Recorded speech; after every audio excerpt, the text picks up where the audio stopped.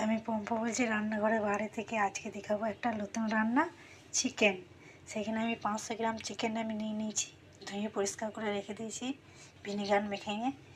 আর এখানে একটা পেঁয়াজ আমি কেটে রেখে দিয়েছি, এখানে একটা আলু কেটে রেখে দিয়েছি।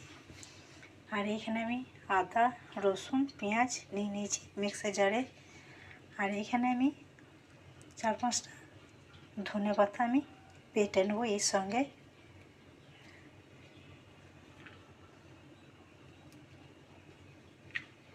আমি এবারে জারটা লাগিয়ে বেটে নেবো।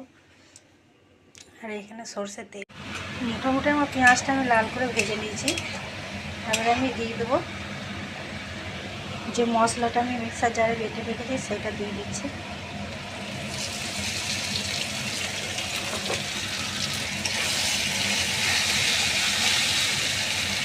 দিয়ে দিচ্ছি ধনে গুঁড়ো,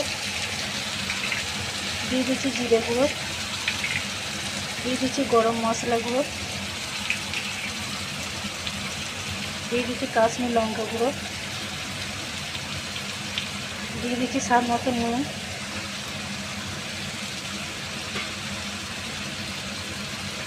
দিয়ে দিচ্ছি হলুদ।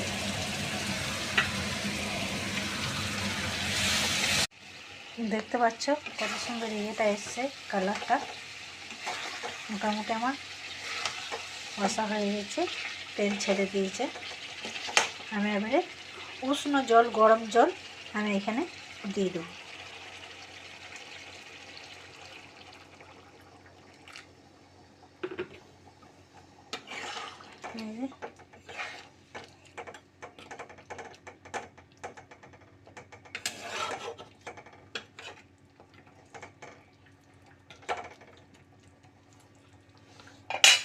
আঁচটা কমিয়ে চাপা দিয়ে দেবো। আমার মোটামুটি চিকেনটা রান্না রেডি। আমি গ্যাসটা অফ করে আমি একটা পাত্র মতো নামিয়ে নেব। এই যে দেখতে পাচ্ছ, আমি একটা সিটি দিয়ে নিয়েছিলাম, কেন একটা নরম হবে, ভালো খেতে লাগবে।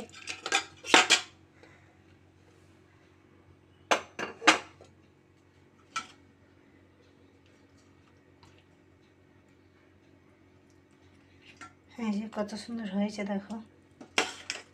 এইভাবে একবার চিকেন এরকম রান্না করবে বাড়িতে।